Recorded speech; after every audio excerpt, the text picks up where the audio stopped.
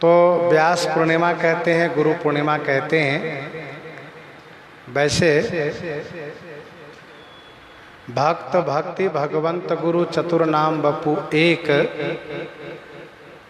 तो भक्त भक्ति भगवंत गुरु नाम चार है पर शरीर एक है। तो गुरु जी की नित्य पूजा होती है और गुरु जी के प्रति नित्य ईश्वरत्व भाव ही रखना चाहिए, क्योंकि कल्याण तभी होगा जब ईश्वरत्व भाव होगा।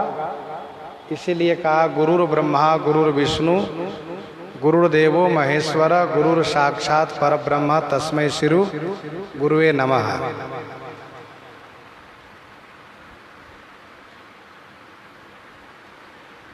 ध्यान मूलम गुरुर्मूर्ति पूजा मूलम गुरु पदम मंत्र मूलम गुरुर्वाक्यम भक्ति मूलम गुरु कृपा। माना जी में गोस्वामी जी ने स्पष्ट कहा, गुरु बिनु भवन तरई न कोई, जो बिरंची शंकर सम होई। काकभुसुंडी जी महाराज कहते हैं, मेरे ऊपर जो गुरु जी की कृपा हुई वह कृपा मुझे कभी भूली नहीं। गुरु जी की वो ममता वो स्नेह मैंने कभी नहीं भुलाया। और बात भले ही मुझे भूल गई हो, एक सूल मोहि बिस्तर न काऊ गुरु कर कोमलशील स्वभाव। गोस्वामी जी महाराज मानस जी के प्रारंभ में खूब गुरु जी की वंदना किए। अयोध्या कांड के प्रारंभ में भी गुरु जी का स्मरण किए, उनको भी वंदन किए गुरु जी को। और मानो गोस्वामी जी ने कहा कि मुझे जो कुछ भगवान श्री राम का गुप्त व प्रकट चरित्र दिखाई दे रहा है वह गुरु जी कृपा से ही दिखाई दे रहा है। गुरुपद रज मृदु मंजुल अंजन नयन अमीय दृग दोष विभंजन तेहि करि विमल विवेक विलोचन वर्णव राम चरित भव मोचन। श्री गुरु पद नख मणिगण ज्योति सुमिरत दिव्य दृष्टि ही होती। सूझई रामचरित मणि मानिक गुप्त प्रगट जहाँ जो जई खानी। श्री वाल्मीकि जी कहते हैं, तुमते अधिक गुरु ही जी जानी सकल भाई से वही सन्मानी। भक्तमाल जी में गुरु जी के लेकर कहा है कि गुरु जी हो तो श्री स्वामी कृष्णदास बिहारी जी के समान, जिन्होंने जिसके सिर पर हाथ रखा उनके सामने हाथ नहीं फैलाया। शिष्य की भी कई कथाएं हैं। खोजी जी का नाम प्रसिद्ध है और पाद पद्म जी पद्मनाभ जी, ये सब एक से एक अद्भुत विलक्षण शिष्य हुए।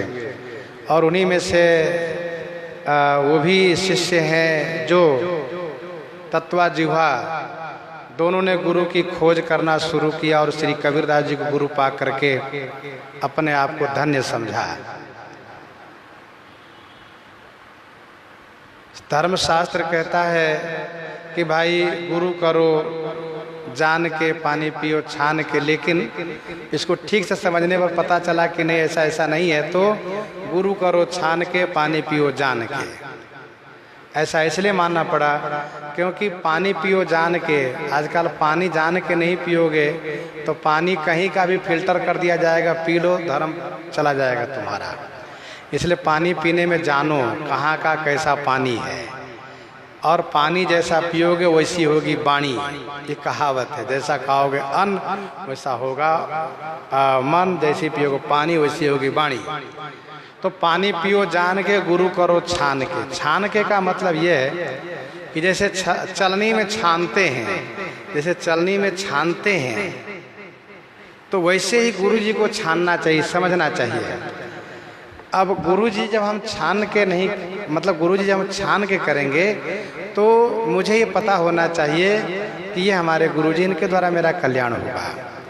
और जब गुरुजी हम जिनको मान लिए, जिनको गुरुजी बना लिए, तो उनके प्रति कभी दोष दृष्टि नहीं होनी चाहिए। संभव है कि ये प्रकृति है, संसार है, गुरुजी बहुत गुस्सैले हो, बहुत क्रोधी गुरुजी हो, संभव है। ऐसा नहीं कि वो क्रोधी नहीं हो सकते, क्रोध भी हो सकते, बहुत क्रोधी हैं। कहा बहुत क्रोधी गुरु जी हैं तो उनको श्री परशुराम जी के रूप में देख लो, श्री नरसिंह भगवान के रूप में देख लो, भगवान है नरसिंह भगवान की जय, श्री परशुराम भगवान की जय, ऐसे कहे। बहुत लीलाधारी है, बहुत कौतुकी हैं गुरु जी, तो उनको श्री कृष्ण भगवान के रूप में मानो। बहुत लीलाधारी है, बहुत कौतुकी है, और बहुत मर्यादित रहने वाले, बहुत मर्यादा से रहने वाले हैं, तो श्री राम जी मानो। और बहुत लाभी, बहुत लोभी, बहुत लालची गुरु जी, साथ सब हम ही को दे दे, तो कहा ऐसे गुरु जी है तो उनको वामन भगवान मानो। मतलब ये न केन प्रकारे न गुरु जी को भगवान के रूप में ही देखो। भगवान विभिन्न रूप में आए हैं, भगवान के रूप में देखोगे तभी जाए कल्याण होगा। क्योंकि गुरु विषय नर बुद्धि शिलासम गणय विष्णुतन, गुरु विषय नर बुद्धि शिलासम गणय विष्णुतन चंद्रा चरणामिर जलजान मंत्र बदई वाणी सम महाप्रसाद ही अन्य जाति की साधु की जाति पिछाने ते नर नर के जाए वेद स्मृति बखाने अग्र कहिए पाप खट अति मोटो दुर्घट विकट और पाप सब छुटई पर ए न मिटारी नाम रटा। तो कहने का भाव यह है गुरु विषय नर बुद्धि, गुरु विषय नर बुद्धि नहीं होना चाहिए। बहुत प्रसिद्ध एक कथा है, भक्तमाल जी कहीं दृष्टांत में प्रस्तुत है। भगवान के कहने पर देवर्षि नारद जी गुरु जी का खोज किए। भगवान ने कहा नारद जी आपको गुरु बनाना पड़ेगा, बिना गुरु बनाए आप शरीर से पवित्र नहीं हो सकते, और इसलिए मैं आपको हृदय से नहीं लगाऊंगा। तो कहा प्रभु अब आप ही बताओ कि हम गुरु कहाँ किनको मान ले। अरे भाई ठाकुर जी भी गुरु बनाने को कहते हैं। धन्य के धन्य धना के भजन जो बिना ही बीज अंकुर भय, धन्ना के भजन से भगवान प्रसन्न हो गए, लेकिन उन धन्ना पर भगवान कृपा करके उनको कहते हैं जाओ चेला बनो तब मैं तुमको हृदय से लगाऊंगा, तुम पवित्र नहीं हो अभी। तो पूछते हैं किनको चेला बनो, कहा रामानंदाचार्य जी महाराज जगत गुरु जी के चेला बनो, जाकर चेला बनते। नारद जी से कहा गया तो नारद जी ने कहा प्रभु ये बताइए कि आप हमको बता दीजिए गुरु जी किनको मानो, कौन मिले, कहाँ मिलेंगे। तो कहा सुबह सुबह जो दिखाई दे उन्हें गुरु जी मान लेना।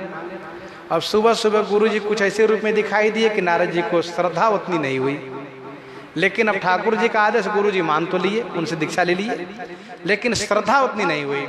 ठाकुर जी ने पूछा क्यों नारद जी, गुरु जी बना लिए? कहा प्रभु हाँ गुरु जी हमने बना लिया। कैसा है? कहा सब ठीक है गुरु प्रभु, लेकिन जब कहा तो ठाकुर जी थोड़ा सा मुंह उदास कर लिए। तो नारद जी ने कहा जय जय आप उदास क्यों हो गए? कहा इसलिए उदास हो गए कि लेकिन लगा दिए तब तो तुम्हारा काम नहीं बनेगा, भव के चक्कर से मुक्त नहीं हो पाओगे। तो कहा प्रभु अब आप बताइए कि हम भव के चक्कर से संसार के चक्कर से कैसे मुक्त होंगे? कहा उन्हीं गुरु जी के पास जाओ, वही बताएंगे। और गुरु जी कोई और नहीं, वो भी ठाकुर जी हैं, लीलाधारी हैं ठाकुर जी। तो नारद जी खोजते खोजते उन गुरु जी को पा गए, चरण बंदन किए, प्रार्थना किए प्रभु आप मुझे संसार के चक्कर से मुक्त करिए। तो गुरु जी ने पूछा संसार के चक्कर माने क्या है? कहा गुरु जी संसार के चक्कर ये आवागमन जो 84 लाख योनि की यात्रा है, आकर 4 लाख 84 जोनि भ्रमत यह जीव विनाशी। गुरु जी ने कहा ऐसा कहा? कहा एक काम करो आप 84 लाख योनि कहाँ कहाँ जाना पड़ता है उसका एक नक्शा तैयार करो, भूमि पर बनाओ। तो नारद जी तो पंडित, नारद जी विद्वान, नारद जी भगवान का मन, नारद जी से आगे अधिक जानकार कौन हो सकते हैं। नारद जी ने फटाफट भूमि पर बहुत दूर में एक नक्शा तैयार किया और सब कुछ बना दिया, हाथी घोड़ा पशु पक्षी और जीव जंतु देवी देवता और मनुष्य असुर जितने सब बना दिया और सब 84 लाख योनियों के करके सब दर्शा दिया, ये अमुक अमुक अमुक। तो गुरु जी ने कहा सुनो इस पर आप लेट जाओ, इधर से लेट के उधर जाओ, उधर से लेट के इधर आओ, सब तरफ लेट लो। तो नारद जी का कहना मानना ये गुरु जी जो कहेंगे हम करेंगे। ठाकुर जी ने कहा वो जो कहें वही करना, तभी तुम भव से पार हो पाओगे। तो नारद जी ने नक्शा बनाकर उसी पर लोट पोट किया है और गुरु जी ने कहा अब तुम संसार के चक्कर से मुक्त हो गए, अब कोई चक्कर नहीं रहा, सारा चक्कर समाप्त हो गया। गुरु जी को साष्टांग प्रणाम किया, ठाकुर जी के पास गए। ठाकुर जी ने कहा, नारद जी क्या बात है? कहा, प्रभु गुरु जी तो बड़े दयालु हैं। कहा, कैसे? कहा, उन्होंने बिना जन्म मरण कराए ही संसार के चक्कर से पार करा दिया। कहा, कैसे? कहा, नक्शा बनवा दिए और कहा लोटपोट कर लो, बस हम लोटपोट कर लिए, कहा मुक्त हो गए। कहा, ये गुरु जी काम है। तो गुरु जी कहने का अभिप्राय ये है कि जिनके पास युक्ति हो, साधु सद्युक्ति विच्छेदकारी है। मैं जुगति विभीषण सकल सुनाई। तो साधु के पास, गुरु जी के पास युक्ति होती है। अब जो कोई युक्ति लेना चाहे तब तो, अब कहो युक्ति कहाँ लिखा है? युक्ति का ग्रंथ नहीं होता है, युक्ति बताई जाती है। साधु भजन पूजन करके एक युक्ति सीख लेते हैं और जो युक्ति बताते हैं उसी युक्ति से उनका निस्तार होता है, कल्याण होता है। इसीलिए गुरु जी के बिना भव से पार होना मुश्किल है। देखो, सच्चाई यह है कि हमारे जीवन में, आपके जीवन में बिना गुरु के कुछ भी समझ में नहीं आया। प्रथम गुरु माता रूप में आई, माता जी ने शिक्षा दी, पिताजी गुरु बने, उन्होंने शिक्षा दी, मास्टर शिक्षक गुरु जी बने, उन्होंने शिक्षा दी, और भी जिन्होंने जो कुछ सिखाया सब गुरु रूप में हुए, और ये सब लोक विद्या सिखाने वाले हुए। और वह गुरु जो परलोक विद्या सिखावे, परमार्थ से अवगत करावे, भगवान से मिलावे, भगवान से मिलने की बात करें, संसार से छुड़ाने की बात करें, वो गुरु परम गुरु हैं। परम गुरु अर्थात वे भगवान से बढ़कर के हैं। उनकी कृपा के बिना हम संसार से पार नहीं हो सकते। तो हमें एक अक्षर का भी यदि बोध होता है तो गुरु जी कृपा से ही होता है। तो ऐसे गुरु जी की महान महिमा है। और वो गुरु पूर्णिमा की तिथि कल है, आषाढ़ पूर्णिमा को गुरु पूर्णिमा मान्य है, माना गया है। इसको व्यास पूर्णिमा, गुरु पूर्णिमा भी कहते हैं। भगवान वेद व्यास का भी प्राकट्य तिथि भी यही माना जाता है। भगवान वेद व्यास का जन्मदिन है ये, इसलिए खास करके विशेष गुरु पूर्णिमा के रूप में माना जाता है। अब रही बात, इस वर्ष का सारा त्योहार, सभी पर्व बहुत सूक्ष्म रूप में मनाए जा रहे हैं, बहुत समास रूप में।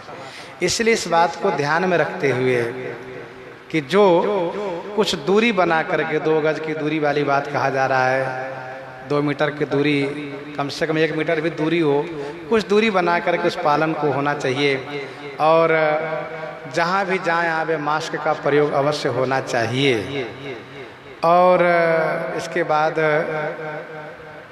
एक दवा होती है, उसको सैनिटाइज कहते हैं, सैनिटाइजर पर कहते हैं, पता नहीं जो कहते हो, तो उसको भी एक प्रयोग लोग करते हैं, करना चाहिए। सबसे बड़ी बात यह है कि अपनी सावधानी है।